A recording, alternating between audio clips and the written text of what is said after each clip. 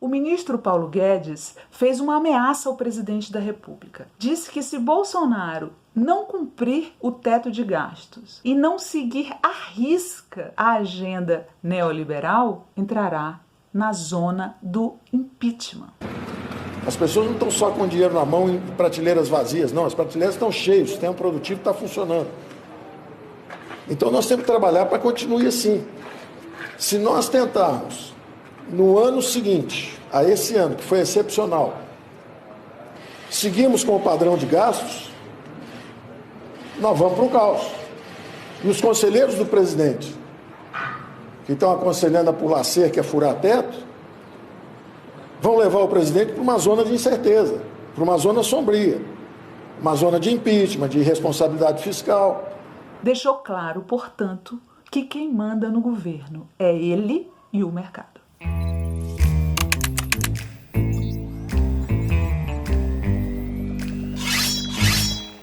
Essa demonstração de força de Paulo Guedes também escancara para todo mundo que enquanto Bolsonaro seguir a agenda para a qual ele foi eleito pela direita, continuará no cargo. Essa história de que ele vai sofrer impeachment por ameaça à democracia é papo furado. Bolsonaro só vai cair se desobedecer Guedes e não fizer o que a elite financeira manda.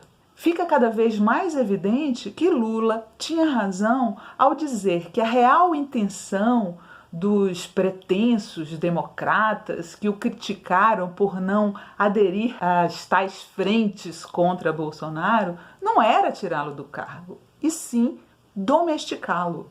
Eu estou vendo no editorial do Globo que eles estão pensando até fazer um acordo para o Bolsonaro ficar, porque o que interessa para a elite brasileira é a política do Guedes. A política de desmonte do Guedes. Eles querem reeducar Bolsonaro, mas não querem reeducar Guedes.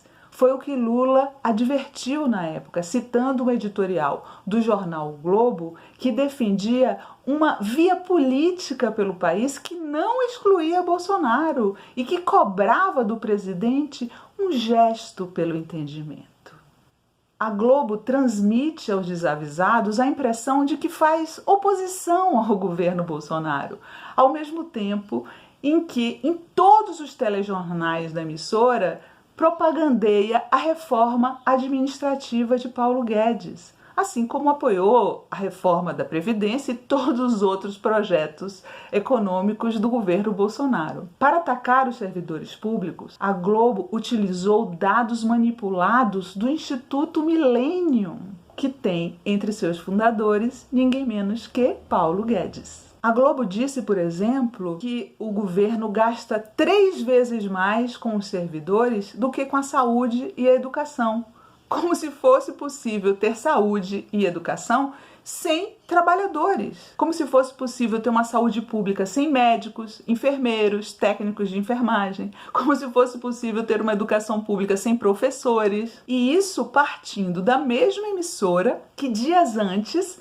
havia batido duro em Bolsonaro por conta dos 100 mil mortos pelo coronavírus. Mas o Brasil está há 12 semanas sem um ministro da Saúde titular. São 85 dias desde o dia 15 de maio. 2 médicos de formação deixaram o cargo de ministro da Saúde porque pretendiam seguir as orientações da ciência. E o presidente Bolsonaro não concordou com essa postura deles. Primeiro, o presidente menosprezou a Covid, chamou de gripezinha. Depois, quando um repórter pediu que ele falasse sobre o número alto de mortes, Bolsonaro disse que não era coveiro. Disse 2 vezes, não sou coveiro. Quando os óbitos chegaram a 5 mil, a resposta dele a um repórter foi um "e daí?".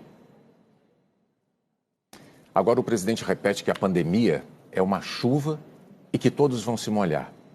Ou que a morte é o destino de todos nós e que temos de enfrentar a doença, como se fosse uma questão de coragem, como se nada pudesse ter sido feito. E que o critica frequentemente pelo desmatamento na Amazônia, pelo descaso com os povos indígenas. A verdade é que, parodiando o Zeca Dirceu, a Globo é tigrona com Bolsonaro, mas é tchutchuca com Paulo Guedes. Eu estou vendo, ministro, que o senhor é tigrão quando é com os aposentados, com os idosos, com os portadores de necessidades. O senhor é tigrão quando é com os agricultores, com os professores, mas é tchutchuca quando mexe com a turma mais privilegiada do nosso país. O mesmo pode ser dito em relação ao presidente da Câmara, Rodrigo Maia, que em entrevista ao Roda Viva revelou que votou em Bolsonaro tendo em vista justamente a agenda econômica de Paulo Guedes. O presidente Bolsonaro ele está perdendo algumas oportunidades importantes em relação àquilo que me fez até votar nele no segundo turno, que era uma agenda econômica. Bolsonaro foi eleito para fazer o serviço sujo dos neoliberais. Não se iludam. Enquanto continuar sendo útil às elites financeiras, Bolsonaro continuará no cargo. Não importa que ele seja um energúmeno com pensamentos dignos da Idade Média, que persiga opositores. Vamos fuzilar a petralhada aqui do Acre, hein? Que seja homofóbico, misógino. Agora, gostar de homossexual? Ah, vai lá, ninguém gosta, tá ok? Ninguém gosta, a gente suporta. Tem o quinto também. O quinto deu uma fraquejada, né? Foram 4 homens, a quinta deu uma fraquejada, deu uma mulher. E nem mesmo que seja comprovada a ligação dele com as tais rachadinhas, que, aliás, já chegaram até ele. A filha de Queiroz mandava o dinheiro que recebia para não trabalhar no gabinete do Bolsonaro para o paizinho dela, lá no Rio, onde ela atuava como personal trainer enquanto estava lotada no gabinete do deputado Jair Bolsonaro.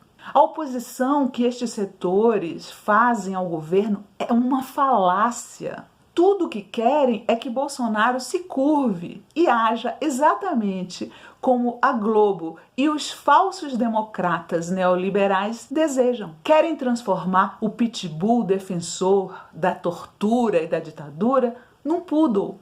Ou melhor, num pitbull disfarçado de poodle. No dia em que isso acontecer, e se acontecer, vão apoiar até mesmo a sua reeleição. Querem apostar?